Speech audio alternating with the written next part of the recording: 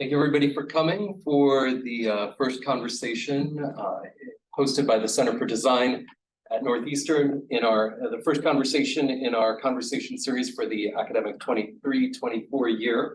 We're excited to be here with a great group of panelists from the Design Research Society Conference, which will be hosted in June of 2024 here in Boston at Northeastern, at Harvard University, and at MIT. We have three great partners who are all involved in putting this together.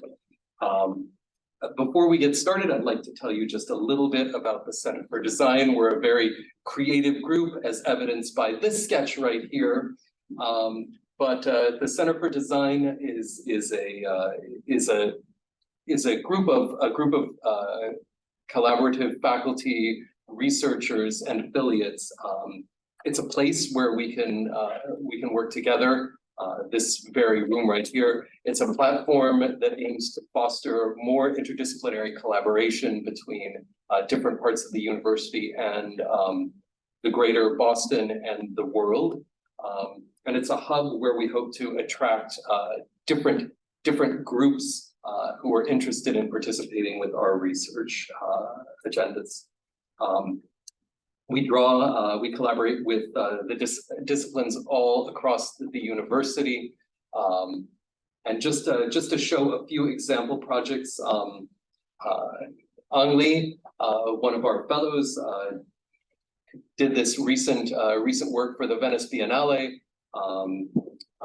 aiming to, it's a kind of physicalization of data, surfacing the plastics and the styrenes that are in our waste streams.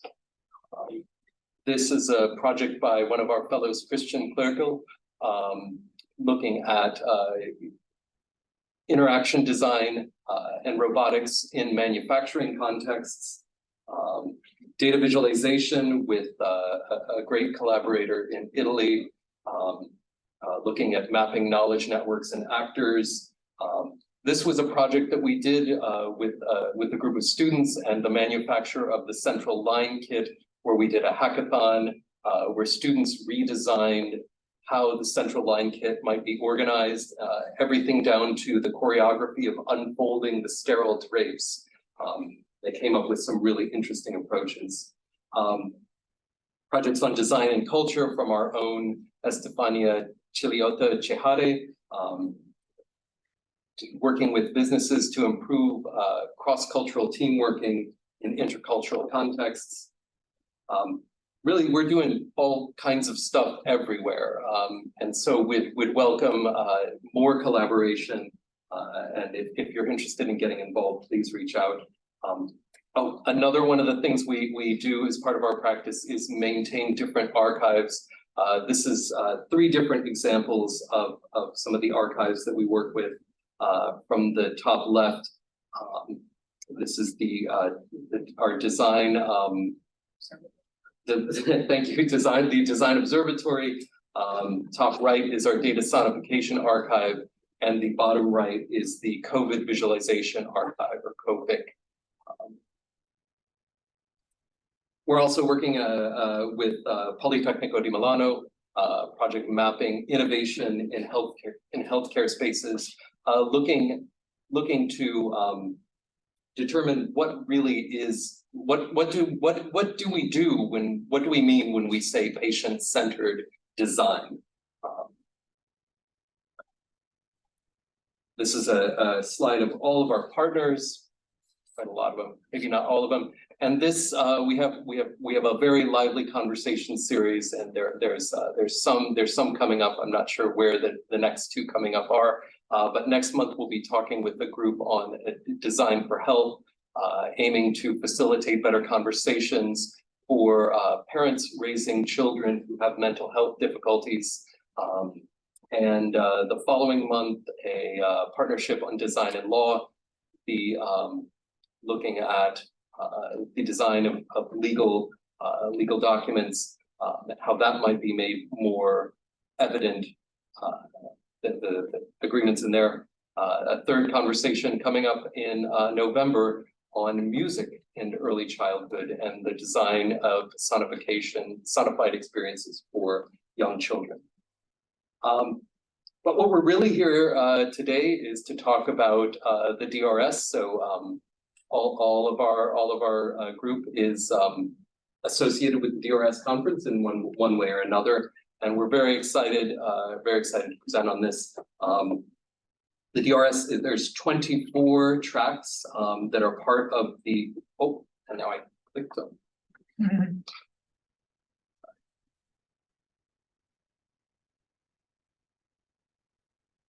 Zoom controls are blocking.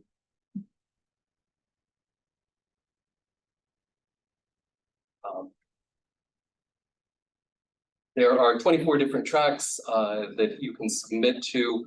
The deadline is a little ways out, but it is coming right up. So if you're interested in submitting a paper, you should plan to have an abstract of that paper prepared by October 13th, and the full paper submission ready by the end of the month. Oh, 28 tracks, I miscounted, sorry.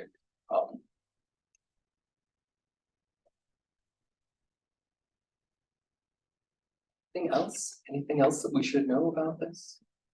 It's a very exciting conference. It's the first time it will be held in the United States. Quite often, this conference is held in the UK or neighboring nations.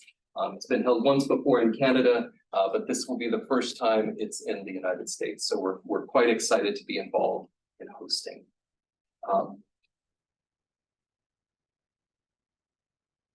That's our introduction right there.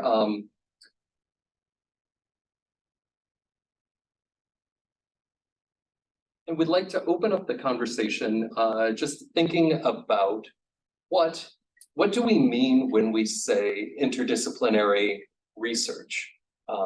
When we think about design and conversation with these other disciplines, design and conversation with HCI has been quite a long contribution, but I think designers are moving into other areas, realizing value of interaction in other areas.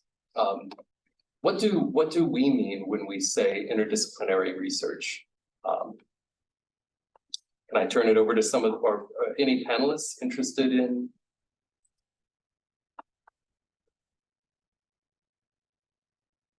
Sara? Quite interdisciplinary yourself. Do you want to tell us a little bit about some of the work that you do with sound and how that might exemplify this sort of interdisciplinary idea? Yeah, sure. I thought I was going last since I'm the newbie here, but I'm happy to go first, considering my ties with the Center for Design and my homey feeling here at the conversations. So I'm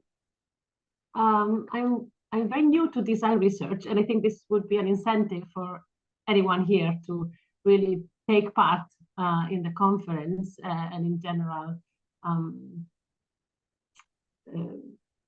be curious about what design research is.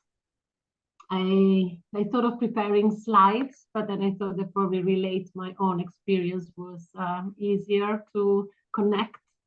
I have a degree in philosophy. So philosophy of science has been my topic at university, but I studied at the Conservatory of Music since I was a child. I define myself as a sound designer. I've been a practitioner for many years. So I worked as a professional sound designer mainly for brands, using sound to interact with the brand, interact with the products, interact with the space. And honestly, I didn't know anything about the formal education in design, let alone design research. And then some years ago, I decided to take a break from the industry. I joined a PhD program in a design department. And even so, design research wasn't really the focus. I got to know it really through the Design Research Society and the conference we organized in Bilbao 2 years ago. And I can only say that with these different inputs I had, in the past 20-some years, all over my career, I never really felt I was fitting in an environment. When I got to know the Design Research Society and Design Research, I finally felt at home. I really think it's a place where someone who is interested in creating something, in my case is sound, but is interested in having this creation to have an impact on people, and this person, like myself, reflects on the processes and methods they use and why they do that and the responsibility that comes with that, and when and where people will experience their sounds, as in my case. This is design research. It's basically an ongoing reflection on why we produce something, we put it out in the world, the effect we think it will have, the effect it really has, which is evaluation of what we do, and the focus on the expectations that people will have, when they relate to what we introduce into the world, and the responsibility that comes with that. All this reflection, when you make it explicit, for me is design research. And being able to share all this with a community that is open, that is friendly, that is welcoming, and that collectively reflects on this for many, many, many different perspectives, what we call interdisciplinary, multidisciplinary, whatever, is for me design research, basically. And it's been a stepping stone in my career as a researcher, but also as a professional. And I would say it transcends formal education. It's really more about sharing the will to make an impact and reflect on what that means.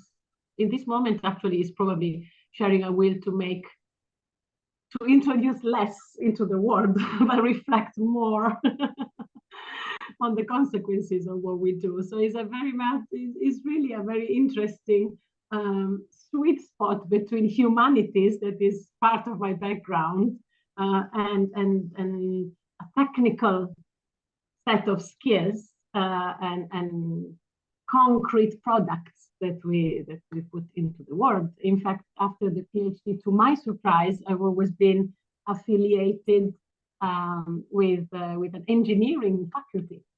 That as a sound designer, I found it very strange, but because design research is this really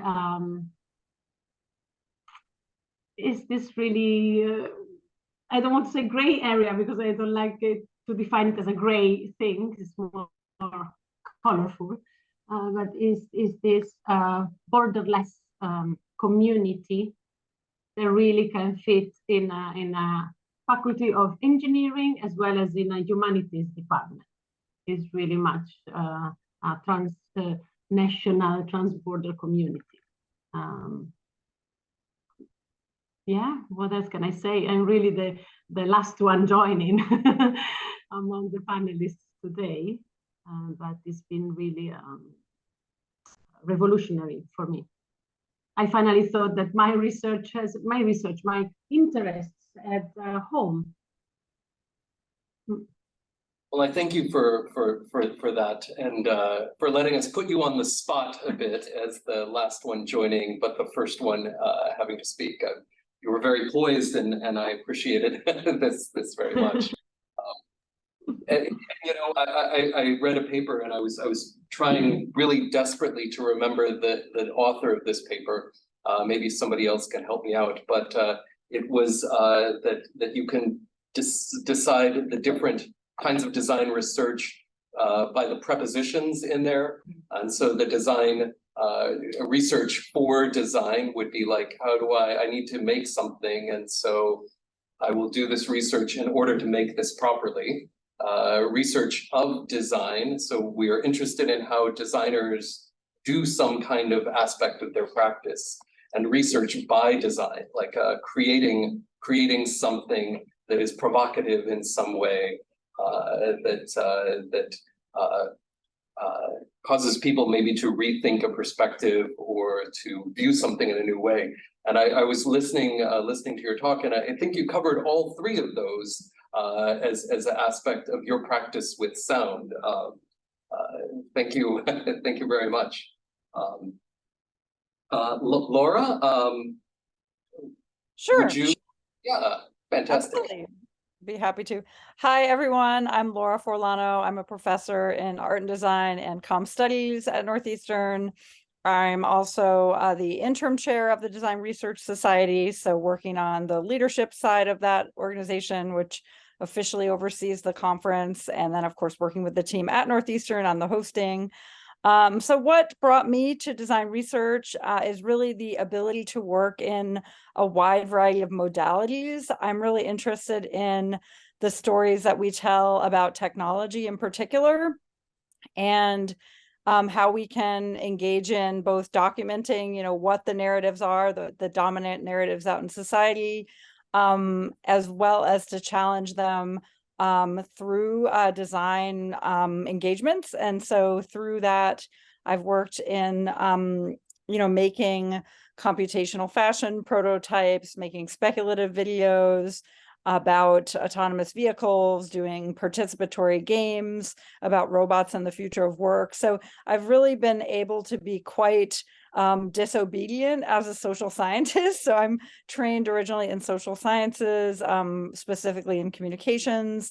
And in that program, we were mostly looking at the social and economic consequences of communication technology historically, looking historically through from the book to the telegraph to radio and television to the internet, what were sort of the main claims around these technologies historically and what were their social implications. So I came into contact with design actually when I was a doctoral student. I was co-teaching and teaching at Parsons in the undergraduate design curriculum around design in everyday life. And so that allowed me to get, more experience working with design students. And then I spent 11 years at the Institute of Design at Illinois Institute of Technology, where I introduced a course called Designing Futures, which was one of my favorite and most successful courses because it allowed us to use speculative design, design fiction, props, and artifacts to to consider the kind of ethical questions around the social consequences of the things we design, whether that be products or technology specifically. And so what I actually would really echo Sarah's thoughts about design being a very open field and the Design Research Society being a conference that's very accessible and welcoming, but both also very rigorous and scholarly. So the kinds of panels and discussions and papers that are presented at the conference are very high quality and very much at the intersection of, you'll find, conversations that are at the intersections of many of the other disciplines that we step our foot into. For me, that would be the field of science and technology studies, and you'll definitely pick up on themes and topics in the papers, and even some of the same researchers, so small clusters of researchers that find themselves at a similar crossing point between these other fields. And so for me, it's the science and technology studies field primarily, where I've tried to, over the course of my career in the last 15 years or so, import theories and ideas from the social sciences into the design field, such as discussions around the post-human or the more than human, and how to move towards a relational understanding of the role between, the relationships between humans and technology. And then also trying to export to the social science fields a little bit more of an experimental engagement with multiple modalities of work, and definitely through experimentation, so more of the research through design approach to really be experimenting with the tools and then trying to theorize about them and then contributing back to the literature, I think has really been, part of of the process. And I've been trying to do that kind of in both directions. But I often advise my mentees and others to kind of try to think, are they importing something to the design field? Are they exporting something from the design field? And sort of who is their target audience with the work that they're trying to do, so that they can make an impact with their ideas. So I'll leave it at that, I think, for now, but I look forward to hearing from all the rest of the folks on the panel and to hearing the questions. Thank you. Thank you, Laura. That was, you know, and I really appreciate, I had some early interaction with a group of your students from IIT when they came out, when I was working on my PhD. So I just, you know, appreciate the quality and of the level of quality of inquiry that is developed through these kinds of activities. So thanks for being part of the conversation. Paul, could we throw to you a little bit about design, your perspective on design research and how that manifests in your practice? Yeah, thank you, Michael. Where to start, right? Well, first of all, it's wonderful to be in the company of Sara and Laura, because we are maybe of a special kind of design research. I will come back to that in a minute. My name is Paul Hekkert. I'm a full professor of form theory. I love that title. In the Netherlands, in Delft. And also part of the exec board of DRS and co-chair of the conference. And I'm so excited and thrilled that the conference will take place in Boston next year. And indeed, the first time we go to the US. And the US will never be the same again after that conference, right? That's the promise. Yeah, why are we of a similar breed? Because I'm also not trained as a designer myself.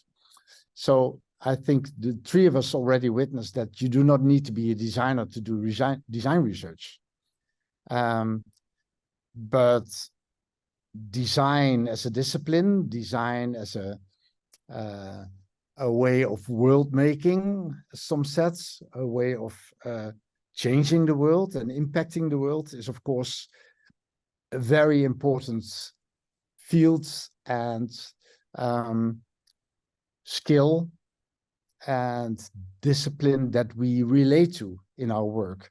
So I was trained myself as a psychologist many years ago and studying aesthetics. So the psychology of aesthetics, and that brought me into the field of design.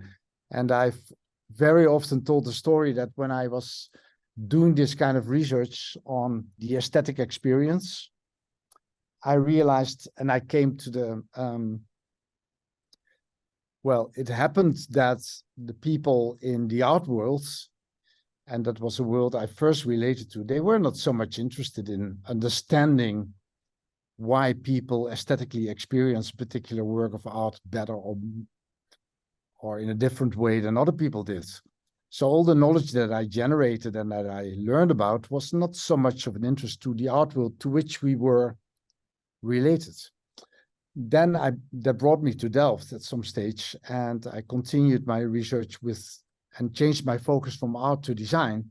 And suddenly there was a huge crowd of people and a complete industry that was dying to hear how to create beauty. So that was a revelation for me, and that was wonderful. And ever since, I've so much enjoyed being part of design research, because the design research community, design practice, the design sector, but also the industry, and increasingly also the public sector, they are hungry to learn more, to learn how to do design, to understand better how design impacts people and the world at large, the environment, how people live together, how people live their lives, their lifestyles. And that's the kind of knowledge I try to bring to the community. So a lot of my work is about the relationship between designed artifacts in the widest sense of the word. It can be products, it can be services, it can be systems, and how they impact people's experience, people's behavior, people's lives. And there's a lot to understand. And this understanding is extremely valuable because it helps all those people who do the actual designing to do the work better, or at least that's what I hope a little bit. And that's why the dissemination is so important of what we do, and the continuous interaction with the outside world, with the design community at large, and with the public and private sector. And that's what we have been doing over the last decades in Delft, and that's what we also try and do at the conference. And I can talk about this much more, but maybe I should stop here. The questions are coming in now, I see. We're gonna just yes, please do continue to put your questions in the chat, and I think we'll maybe hear from all the panelists, and then answer some questions a bit after this. But please do continue to put your questions in the chat, and we'll attempt to address them in the order in which we receive them. Let's throw to Liz, who's part of this as one of our hosting partners from the Harvard GSD. Thank you. Yes, and hi, I'm at this part of the table for those of you online. Thank you. This is really exciting. I come from the field of architecture. I'm an assistant professor in the practice of architecture at the Graduate School of Design at Harvard. I have a sort of foot inside the academy and a foot inside practice. And so for me, design research is the questions always come out of my experience in the world, and then the things that that clients can support when it comes to doing work get pushed into academia. And so this is my supernormal is my practice. I'm fascinated by what we're all doing here together, and I'm excited to learn more. The work that I do tends to focus on scalable systems of design and replicability, questions of data and continuously becoming design, and digital physical hybrids are something that, as the media of world building changes, we can't avoid in the field of architecture. So instead of doing something once, the question of how we do things many times, and what are the techniques and methods and protocols that we need to do that, is increasingly pressing, but something that in my discipline we don't always talk about.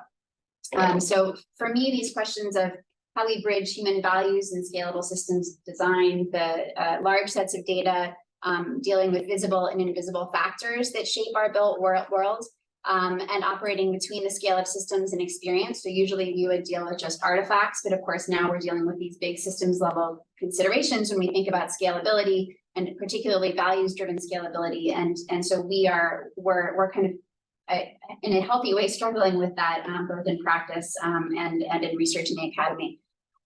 So for research, this has begun to mean, and I should say, by the way, these are interests shared by my colleague, Andrew Witt, who I teach with and research with. We have different design practices in the world, but we collaborate, for the purposes of what we're doing here.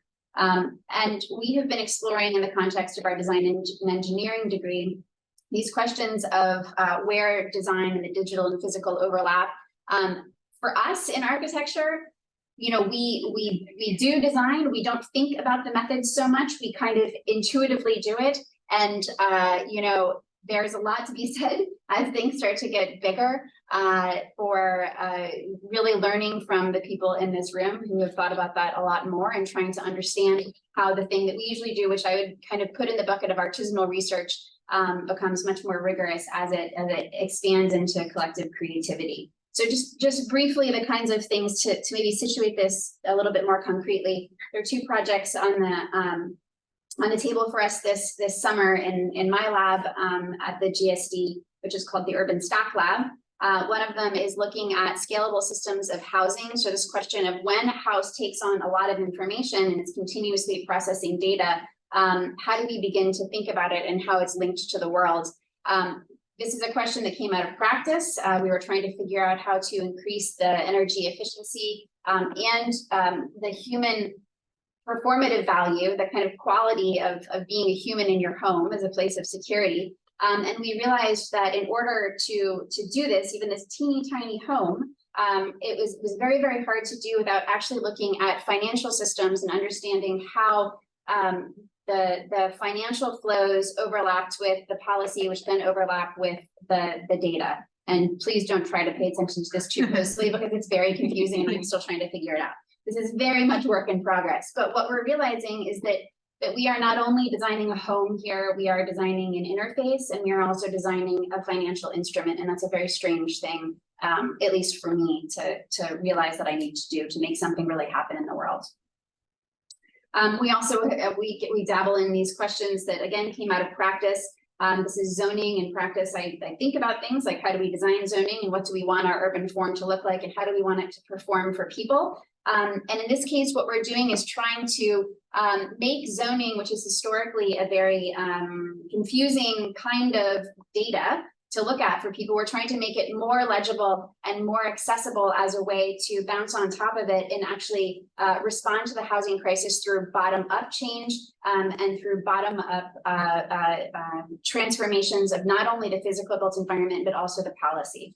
And so that ends up being a piece of software. You know, it ends up being a feed specification, which is a way of collecting and aggregating information from people in the world, and then taking it into a database and encoding it into something that can be usable and understood by people. So this, you know, again, looks a lot different than what I thought I would be doing as an architect, but it's been fascinating for me. And by way of concluding, you know, this is maybe old hat for all of you on the call, but for us in my school, this question of how we move from the designer as a single author of artisanal design research into you know, into a product, this sort of thing, this beautiful building that we would normally think of in architecture, into something that looks more like this is a radical change and something that we are very much in the throes of trying to understand. So I'll stop there. Thank you. Fascinating. Thank you so much. And I think, you know, just that, you know, that question of mass production and multiples, you know, is really where, you know, where we see like the edge of what's design, right? Versus what is craft or what is art, or these kind of adjacencies that are really interesting. I also love this idea of kind of being, you know, researching, being in conversation with the house, you know, is like, what does it mean when we're talking to this? And what does it mean when the houses start talking to the other houses and the larger city systems? So just like, I know, it's crazy. Yeah, all the things that can be, all the complexities that can be pulled out from this. So these guys have been, you know, the folks we've heard of have been involved in design research for a good, you know, well, I don't want to say a long time, but you know, I maybe would like to, we have two of our PhD students here from our interdisciplinary design and media practice.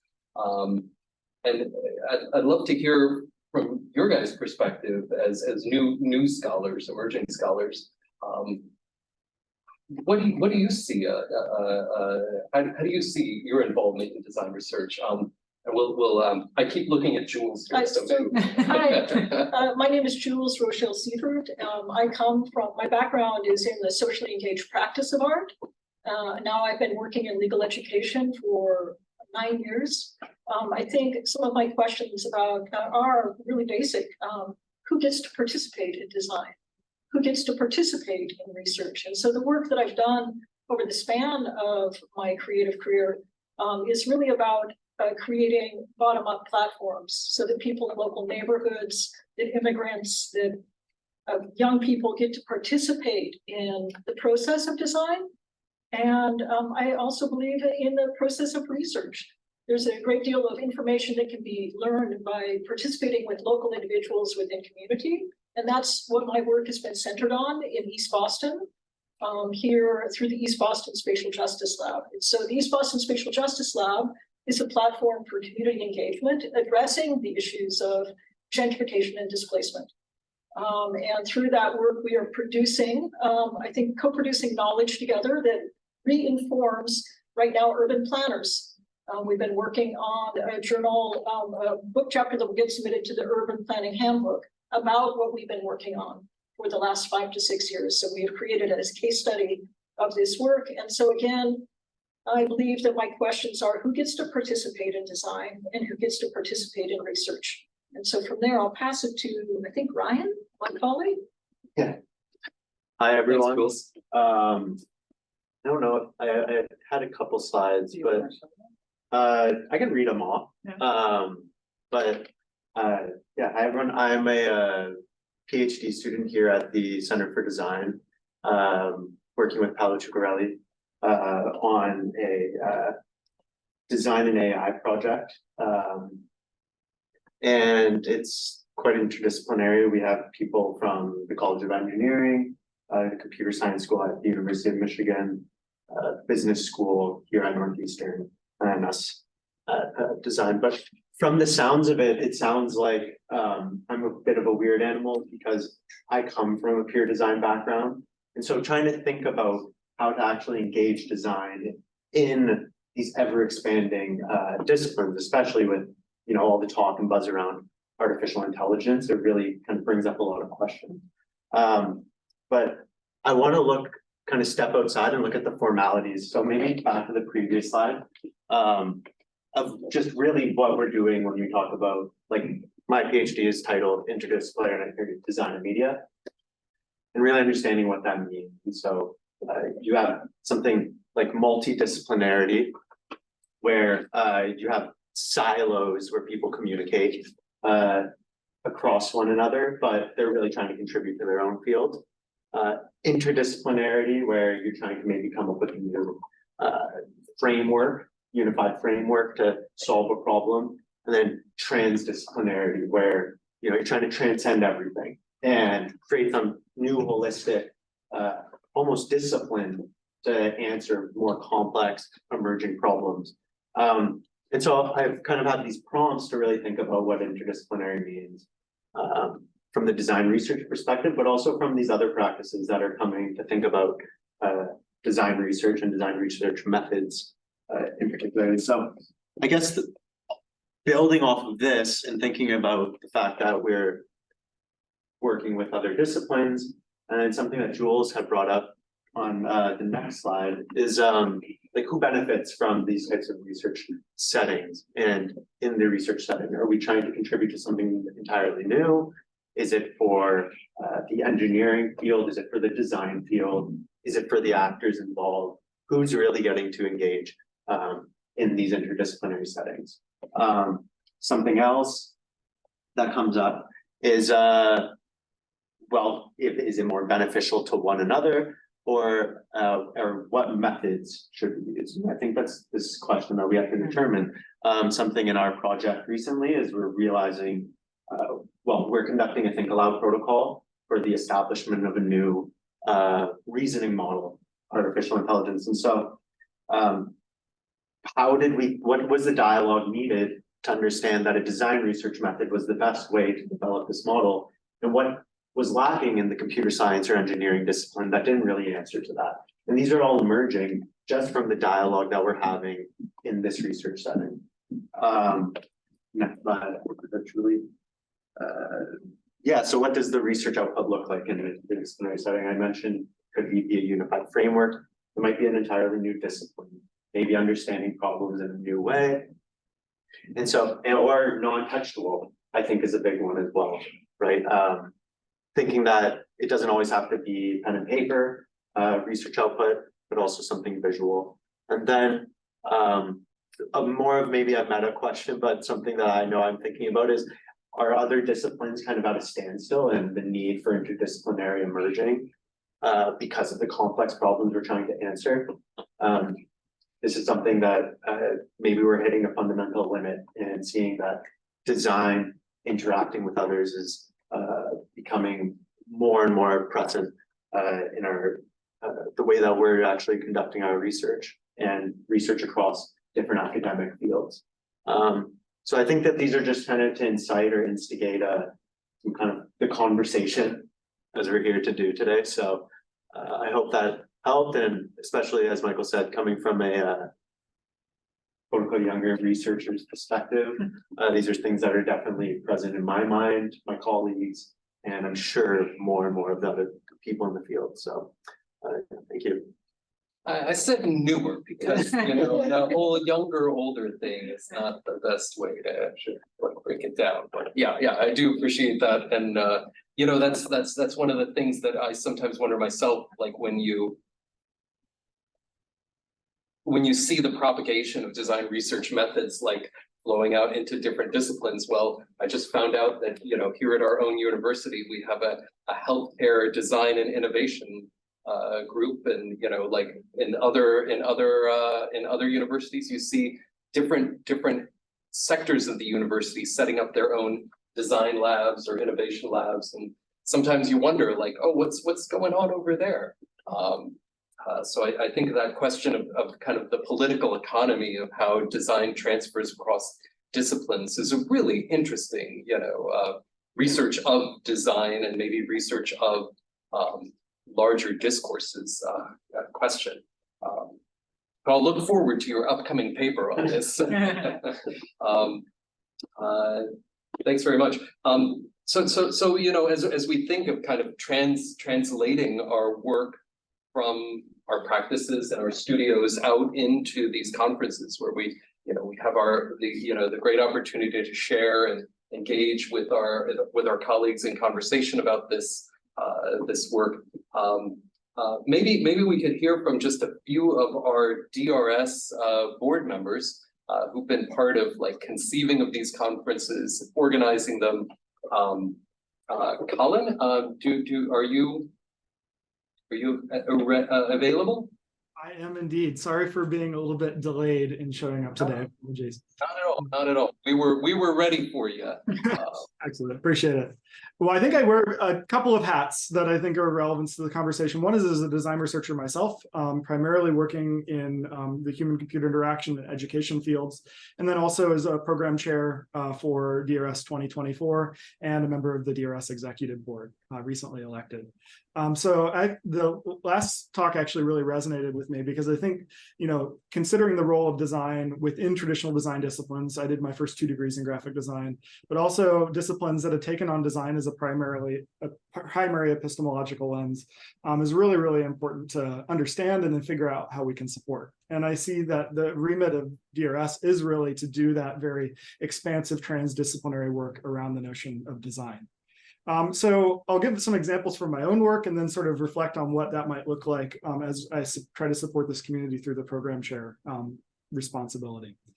So as a design researcher, I've trained in education primarily and human-computer interaction. And over the last 2 decades, design has become a dominant focus within the HCI space. And so I've gotten to see ideas around design and design theory emerge, and practice-based notions of design also emerge as valid, legitimate methods of doing research, of producing knowledge, very broadly speaking.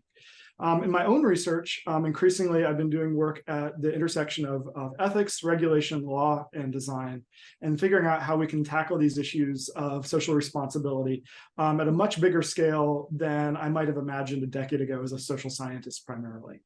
So I've been primarily studying this notion of dark patterns or deceptive and manipulative design patterns, particularly over the last 7 or 8 years.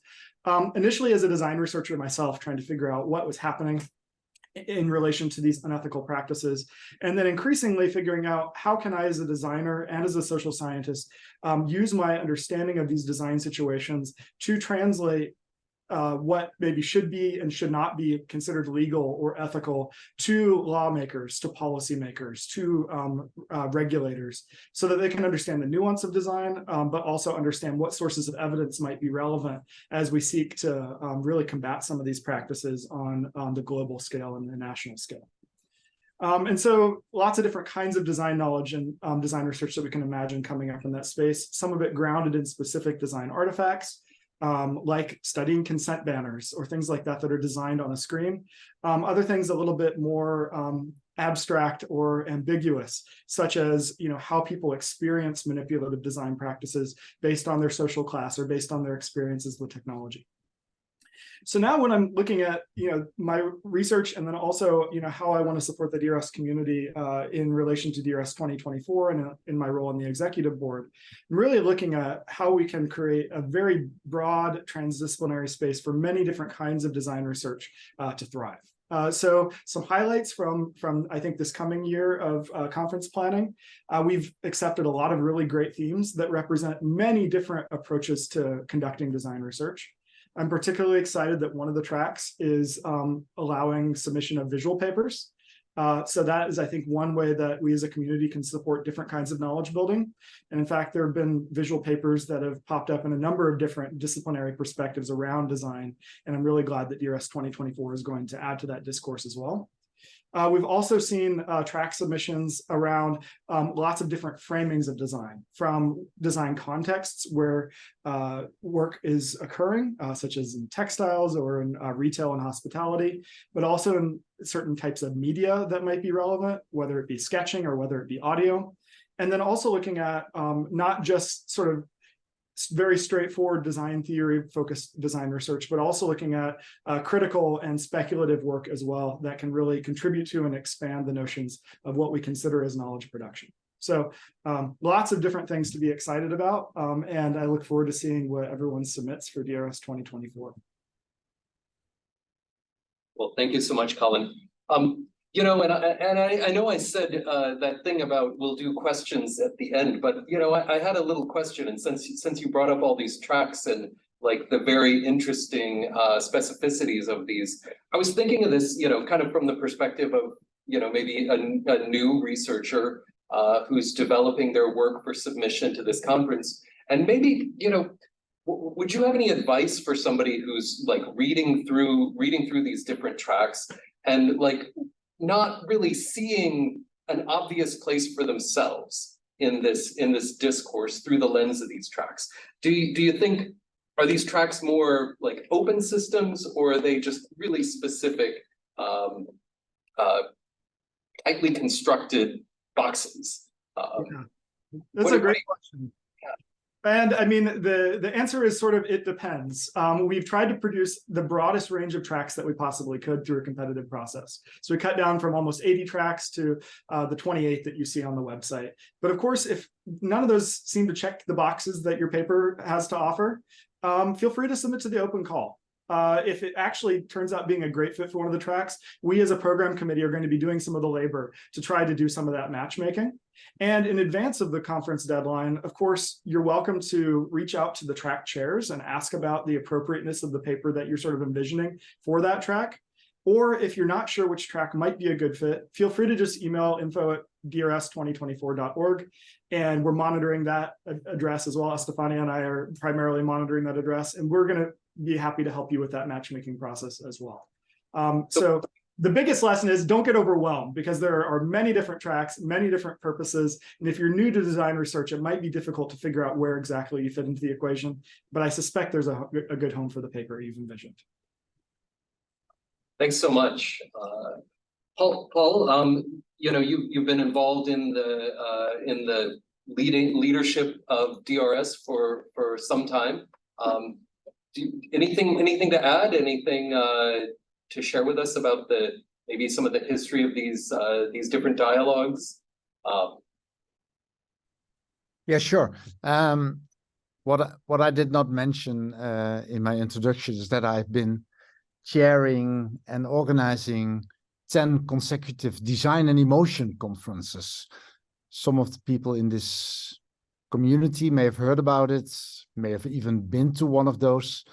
And Design and Emotion was a very specialized conference series, totally devoted to, let's say, the way products and services impact people's experience and emotion.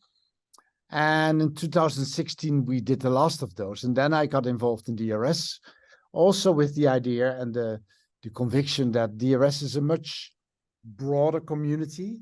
And because it is much broader and it touches upon all aspects of design and design research, there's virtually none that is not welcome at the conference.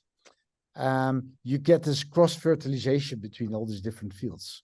So even within design research, you can easily end up in a particular niche, in a particular silo, where you think you understand the world. But going to a conference like DRS, it can really open your eyes towards all the different viewpoints, the different perspectives, the different methods, the different ways of doing research, the different ways of looking at design, and let's say the impact design can have on the world. So I think that's the beauty of DRS, and you will see it next year. Yeah, I've been to these conferences. I've met musicians, I've met nurses, I've met sociologists, anthropologists, there's lawyers. Yeah, there's a whole gang of people that are tangential to design practice that, that are involved in these conversations in really compelling and interesting ways. I think that's one of the nicest highlights of this group. Thank you. Thank you. We have a couple questions in the chat. Steph, do you want to? Sure. The first one, I don't want to forget, Beatrice, it's for Paul. Do you think having experience in design craft impacts on the design research you can do? By design research here, I mean design as a cognitive process that can be used to understand and generate new knowledge.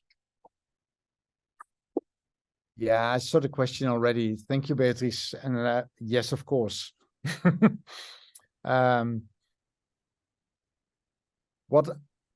When I did my introduction, I referred to the fact that some of us, like Sara and Laura and myself, we come from a different background and entered the design discipline or the design research discipline and approached design research from that particular angle, probably. Sara, as someone with a humanities background, very much emphasized the reflectionist part.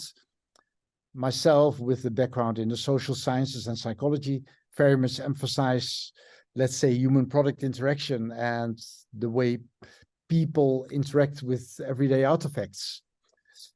When you have a design background yourself, and that's something that I've seen growing over the years in Delft, at least, and actually globally, that more and more designers, people who were trained as a designer, thought, hey, I can go into practice and do design, but I can also stay in academia and do design research, which is not exactly the same thing. But all these design skills that I've learned throughout my education are extremely helpful and important in doing my research.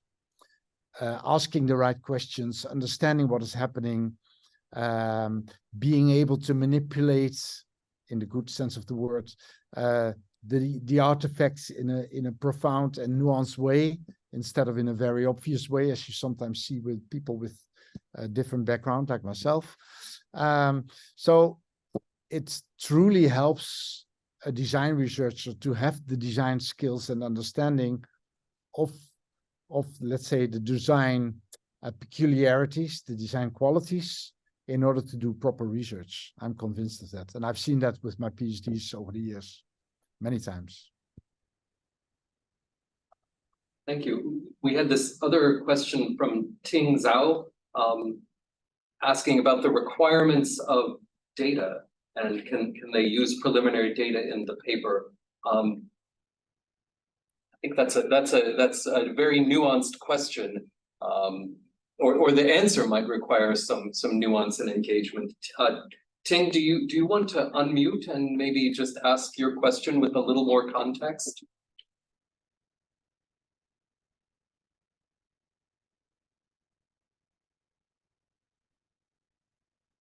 Yes. Hi, everyone. My name is Ting Zhou. I'm from University of Connecticut.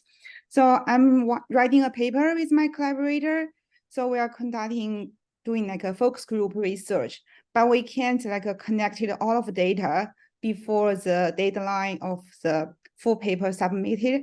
So we were asking, can we use a preliminary data for the paper? That's my collaborator. We have this a question.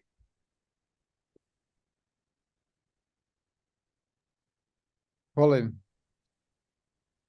Sure, I was going to see if anybody else would take it on, but no. So The thing that I would use to sort of judge this kind of situation is the amount of data that you've collected so far that you're able to analyze enough to substantiate the claims, the knowledge claims that you're making? And is there enough there to really build the knowledge contribution in that full paper format? If the answer is yes, it's not preliminary data, it's just the data you already have, and you might add to that in the future. But that would be the main heuristic I would use in thinking about whether this is appropriate to use. I see. Yeah. Thank you so much. Thanks.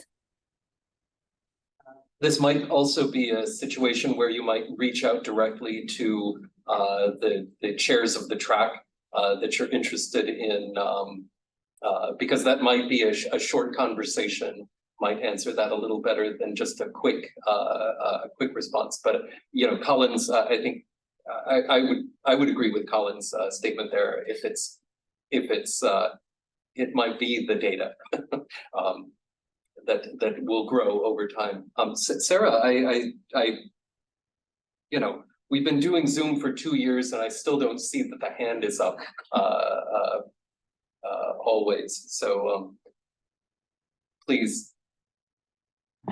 Yeah, I did raise my hand. The problem is lowering it in Zoom for me. It's easy to raise, but then when you look for the button to lower your hand, I almost forgot why I did it, because I have so many inputs that I was taking some notes. Let's see where I start from. I also wanted to, you know, take the liberty to reply to Beatrice because I consider myself a practitioner in sound. So I have a strong technical background in sound design, and I think this helps when you are to reflect on in a designery way on the processes and the impact and your listeners and the context and so on and so forth. But I don't think is absolutely critical, because they really, as we are seeing today, I really think that the valuable thing of design research is really the different approaches and the different lenses that it not only accepts, but it requires for the field to advance. We really need many different inputs. If for you as a practitioner, you feel your own interest, your own urgency is to contribute, for example, I will give the example of the field of sound. So from DRS 2022, a new special interest group that maybe Colin, who is also overseeing this, is very much multitasking at the moment, and for the conference and for DRS in general, can also briefly share what a special interest group is. But for the sound community, after the 2022 conference, the result of one of the tracks was in fact the creation of a subgroup of DRS, and we called it sound-driven design, precisely to welcome both practitioners but also designers that met sound, perhaps designing a medical equipment. You know, it's a different, it's industrial design, but it has sound. Or people coming from soundscape studies or from STS that are interested in the impact that noise has on the community at large. Or as we were hearing earlier, people that are interested in researchers that are interested, or architects, there are many interested in engaging residents to reshape also from the acoustic point of view their communities. So to account for all this diversity, we called it sound-driven design. I think that practitioners can definitely contribute because they have specific knowledge that sometimes makes a difference. But at the same time, practitioners might not always be interested in the consequences of their actions, or in, again, back to what is happening in the sound design research community, standardizing methods and practices and tools to broaden the field. Sometimes as a practitioner, as a professional, you are protective, right? You have your own methods. You don't necessarily want to share. So it takes really a multidisciplinary community to run this conversation about design research. There are so many lenses that you can use. I come from the art world, and as Paul was saying, perhaps my interpretation of what Paul was saying, the art world is great for experimentation, where art is a very important component of human life. But I was missing the concern again about impact, responsibility, or a reflection on methods, a reflection on tools, a reflection on the effects of the public, for instance, what is good, what is not good. I think that for me, the transition from art to design was not really about technicalities and practice. It was more really about a broader reflection and the need to create a community really to share thoughts about the impact and the responsibilities of what we do. And then I have so many notes, but I think I will stop it here. I think perhaps saying something about the special interest group could be of interest to the audience. I don't know if Colin or Paul or Laura. Yes, that those special interest groups are, this conference is really just one door that a person might walk through to be involved with the dialogues in the Design Research Society. So the DRS is host to quite a number of special interest groups. And I don't think I have them all memorized here, but there's ones on healthcare, embodiment, a variety of different groups. Sound, there's a sound group. Yes, Sara? Yeah, ethics, yes. I think. Ethics in design is also new. So that would be, and then how would one, if one wanted to be a part of these special interest groups and the conversations that go on there, pluriversality, I think too. How would you get involved if you wanted to do that? I can maybe answer. So each of the special interest groups has a kind of leader, and they usually have a meetup event at the conference. So that would be one way if you're attending the conference to just find out if they're going to be having an event, and just reaching out to the leaders of the special interest group directly. Great. Thanks, Laura. We had a question in the room here. Light. Yes, I wanted to ask a question.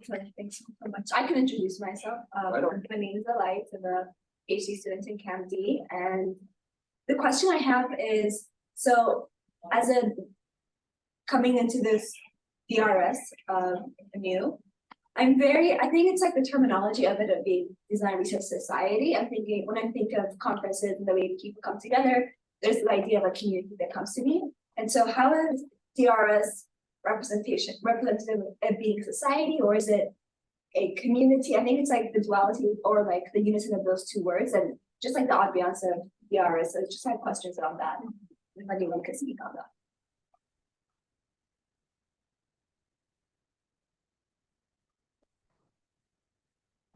Yeah, I share a perspective. Sure. The incumbent person that's part of the DRS is my reflections that it is an academic group, an academic community. So society in that, though many people may do outward facing projects, but it is a community for academia.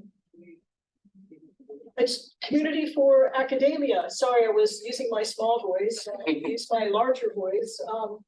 But in response, I feel like the society is a society of academics communicating about their work elsewhere or in research. Is that fair? Let's see. I mean, there is, of course, a long tail of other folks who are involved with the DRS, but yeah, I'd say like if we're looking at the middle of the bell curve,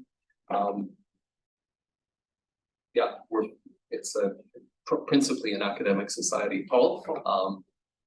Yeah, just to briefly add to that. Yeah, it's a society, so it's a community of people, and it's important that everyone can become member of the community, and you can register on the DRS website, and then I'm not sure what the yearly contribution is, but that gives you a discount to the conference and many other benefits. And you are part of the DRS community, which is the biggest benefit of all. And there's a reduced rate, you know, I don't want to go into salesman mode here, but there is a reduced rate for students to be a part. And I believe you do not need to be a member in order to submit a paper to the conference or to attend. So you might choose to remain on the periphery as it's but I think being a member, you know, provides some additional benefits where you could, you know, be part of these mailing lists, get notified of different opportunities and other conferences that are part of the DRS oeuvre. Being a member does not affect how your paper will be reviewed. Yes. You will get the same treatment as everybody else. But once you get into the conference, it will give you a discount to the conference. Yeah. And that's nice. I just want to add something too for the people involved that perhaps are not quite there yet for submitting a paper. There are other formats and other ways to participate in the conference. I know some of you may work more in facilitation, workshops, so that's also another avenue for being a part of the conversation, a part of the community. So there are workshops that are going to be accepted as part of the conference, and then you can run the workshops.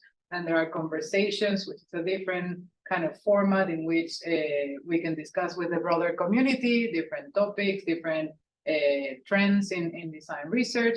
And there's also going to be some challenges with local organizations that started last year in Bilbao, if I'm not wrong, Sara, that are called the labs or the DRS labs. So we're working on those, and they're going to be open soon. Yeah, am I missing something?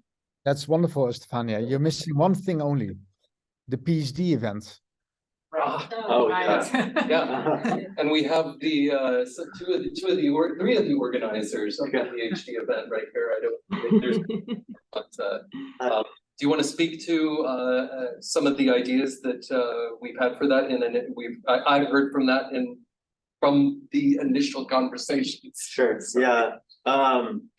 Yeah, I guess I let it slip when I was prompting interdisciplinary research, but yes, we are hosting the PhD event for any PhD students that are maybe incumbent or maybe wrapping up their PhD, just to get involved and build up a sense of community of these newer researchers in the design research discipline. So we're still in the early stages of organizing and figuring out everything.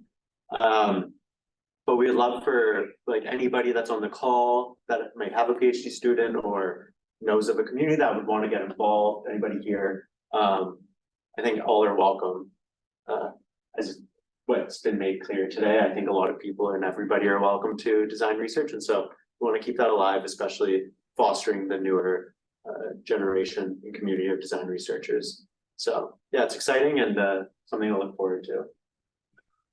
And I think right now it's planned to have a day event before the conference starts. Is that right? Yeah. Before the I should say it's the first event of the conference. But it will happen before the first day of paper presentations, right? And workshops and whatnot. We'll have a day to just really for PhD students to share their work and get to know other folks. Yeah, that's right. Okay. And Yes. Sara. Oh, Now we know. Yeah, I insist with my thank you so much. You know, we have tools, let's use them for design.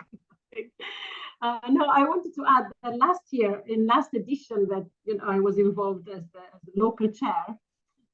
It was really an adventure in Bilbao, and we were correct me if I'm wrong, Paul, but I think we were really surprised by the quality of submissions by master students, actually. You know, papers or workshops, or not only for the PhD day, there was really, really an engaging event, way beyond expectations. But I personally know a few master students that actually decided to take their PhD in design research after being involved. And there were many presentations that even the DRS advisory board, of which I'm a member, and the executive board took really into account this new fact of this new emerging generation, very much prepared in terms of interdisciplinary work, and that they very successfully presented their master's thesis, often it was, and they really represent a growing community within the Design Research Society. So this is also to comment that it's a academic society, but don't imagine a group of, you know, old people talking about, you know, old professors talking about their things. There's really a new generation coming. And in the last conference, it was very, very much engaged. So even master students, they would encourage them to submit their papers. That's a great point. Yeah, but besides me, there's many young and cool people that go to this conference that will be involved in conversations, and that's another great point that I would just like to highlight that Sara made, that there's really no academic qualification necessary to submit a paper. You really just need to be doing a work of good quality that you can represent in as a paper, or an interesting proposal for a conversation or a workshop. It's not, you know, would not be required to be a professor or a PhD student or a master's student. Even sometimes undergraduates even are involved in constructing really interesting work that could be represented here. There's one more question. One more question. In the chat. From Hoji. Hoji, do you want to unmute and ask? Thanks, Michael. I think it's pretty clear for the question. Just wanted to understand the relationship between different conference, design conference, and also how DRS stand out from other conference. Yeah. I can maybe take the HCI side of the question and somebody else can take the other side, if that's okay. So I publish regularly in Chi and DIS, so I understand that side of the community. I see these communities as quite mutually supportive, but quite distinct from each other. There's a small amount of overlap, maybe about a 10% overlap. Chi and DIS are focused on sort of social science and connections with computing and society and CS more broadly. And so the remit tends to be social science with design often playing a supporting role. And I tend to see the inverse is true with the DRS conference, where you tend to see much more practice-based design work. Some of that you'll see at Chi and DIS as well, but certainly that is amplified at DRS. And then also I would just say that there's a much broader range of disciplinary perspectives that I tend to see at DRS as compared to some of the regular HCI conferences. And if I can add to that, Colin, very well. When it comes to IASDR, IASDR, they will have their conference in 2 weeks. And DRS is actually one of the partner societies of IASDR, together with a couple of Asian societies. So IASDR and DRS are very comparable. Maybe IASDR is a little bit more Asia-oriented, whereas DRS traditionally comes from Europe. But in essence, in scope, they are very similar and very different from Cumulus, because Cumulus is very much on design education. And you see that back in the talks there and the panels. It's very much focusing on design education, whereas the design education research has always been part of DRS as well. And of DRS, course, yeah. Do you think maybe DRS has a stronger focus on practice and representing empirical empirical experiences that are drawn from practice and research that's done through practice. DRS has always had a strong link to design studies, the journal. And that's, as a result, yeah, it's studying practice, but also a strong focus on methodology, on design methods and design processes. That's very much where it comes from. And that has expanded over the last 10 years, I would say. In the early days, it was very much design methods and process. These days, it's design research in a more, well, design research has exploded, and that's very, very visible at DRS and IOSTA as well. Very much.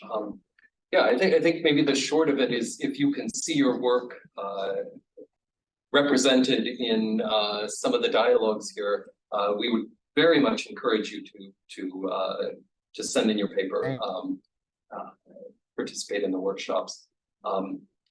Anybody have any closing thoughts that should be spoken before we conclude this call? Thank you very much to all the panelists. It's been great to hear from you all, and I got some new perspectives on design research that I've not had before. So I'll leave that hang for just another moment. Any closing questions or thoughts? Michael? That yes. Perhaps we can share. I will share it in the chat. Yeah. We could point participants to the DRS Digital Library. That is the repository of all the conferences and many other things. For instance, a report of last year labs. First edition was just released, and there are the proceedings of previous conferences. I'm talking to perhaps the younger participants who are PhD or even master students, and they can, if they have doubt about their submissions, they can refer to the proceedings of past conferences. They are all there. And yeah, it's a great place in general where to start for knowing more about design research. Okay, thank you. You already shared it. That's a great point. Really, you are becoming involved in a conversation that's been ongoing for some time and developing, and so maybe spending a little time looking in that archive could help you better position your work in relation to the other scholars that have been doing this work for some time. So that would be dl.designresearch.org, dl.designresearchsociety.org. It's the second link there. I had a different one on my clipboard. Thank you very much, and I hope we'll see everybody on this call in Boston behind a podium talking about some of the work that they've done over these past years. So thank you all for joining us today, and we look forward to meeting you.